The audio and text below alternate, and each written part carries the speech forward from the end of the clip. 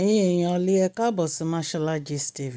Gist tí mo mú wá fún yín ò ní kí n pe àkíyèsí yín sí nǹkan tí àwọn èèyàn ń gbé kiri wípé wọ́n ti fi Queen Naomi àti Alhaji Oriyomi sílẹ̀.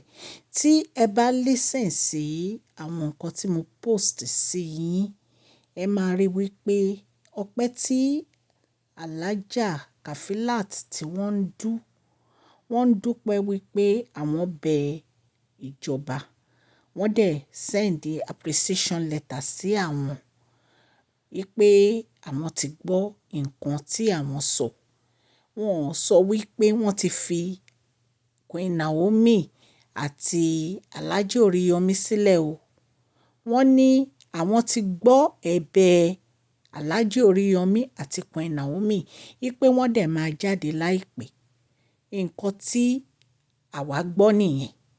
Ṣùgbọ́n ṣàdédé ni mo rí tí àwọn èèyàn bẹ̀rẹ̀ sí post yìí pé wọ́n ti fi Queen Naomi sílẹ̀ o, wọ́n ti fi Alhaji Oriyomi sílẹ̀ o. Rárá o, wọ́n ti fi wọ́n sílẹ̀ o. Gbogbo àwọn nǹkan tó ń gbé yẹn, àwọn èèyàn kàn ń gbé kiri ni. Ẹ mọ̀ pé ilé ẹjọ́ magistrate wọ́n ti postpone ẹjọ́ wọn sí High Court ní January 13. Ṣùgbọ́n ẹ̀bẹ̀ tí wọ́n ń bẹ̀ ò ní wípé kí wọ́n dá wọn sílẹ̀ kan máa lọ ilé wọn. At least tán bá tiẹ̀ máa lọ ilé ẹjọ́, wọ́n lè gba ilé lọ sí ilé ẹjọ́. Ṣùgbọ́n àwọn ìjọba bàbá wa Bọ́lá Ahmed Tinubu àti Gọ́vnà Ṣèyí Mákindé wọ́n ti gba ẹ̀bẹ̀ wọn. Wọ́n dẹ̀ ní pé wọ́n á dá wọn sílẹ̀ láìpẹ́. Tẹ́ bá listen sí àwọn videos tí mo post, ẹ máa rí pé wọ́n ò sọ wípé wọ́n ti dá wọn sílẹ̀. So ibi táwọn tí wọ́n ń gbé gist pé wọ́n ti dá wọn sílẹ̀, àmọ́ ibi tí wọ́n ti gbọ́ tiwọn o. Ṣùgbọ́n mo ní láti pàkíyèsí yín sí ọ̀rọ̀ yìí. Ìtorí ẹ̀ ni mo fi jáde tí mo fi wá ṣe gist kékeré yìí wípé kí ẹ̀yin ará ilé kẹ́ fi gbọ́. Nítorí wípé Alhaja Kafilat nígbà tí wọ́n lọ sí ọgbà ẹ̀wọ̀n tí wọ́n lọ wo Alhaji Oriyomi, Hamzat àti Queen Naomi, wọ́n ní wọ́n bá wọn sọ̀rọ̀ rẹpẹtẹ.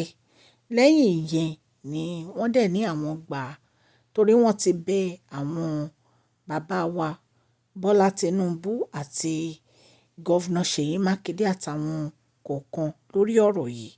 Wọ́n dẹ̀ ní àwọn ti gba appreciation letter wípé nǹkan tí wọ́n ń bẹ̀bẹ̀ fún wọn ti gbọ́. So wọ́n dẹ̀ ní wọ́n máa dá wọn sílẹ̀ láìpẹ́. Nǹkan tá a gbọ́ ti wà nìyẹn. So ibi tí àwọn èèyàn ti ń gbé gist pé wọ́n ti dá Queen Naomi sílẹ̀ àti Alhaji Oriyomi, àwa ò mọ̀. Ṣùgbọ́n àwa ní láti pàkíyèsí yín sí pé wọn ò tí ì fi wọ́n sílẹ̀, wọ́n sì wà ní Agodi. Ṣùgbọ́n láìpẹ́ wọ́n á fi wọ́n sílẹ̀. Kò ń ṣe nǹkan tó máa pẹ́ títí. Wọ́n ní pé ṣẹ mọ̀ pé ọdún wà níta. Ẹ̀yin náà mọ̀ wípé inú ọdún tuntun la wà.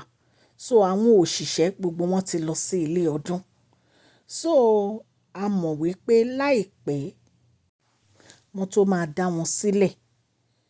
So mo ní kí n pàkíyèsí yín sí nǹkan táwọn èèyàn ń gbé kiri ni. Ọlọ́run á ran gbogbo wa lọ́wọ́ o, àmín.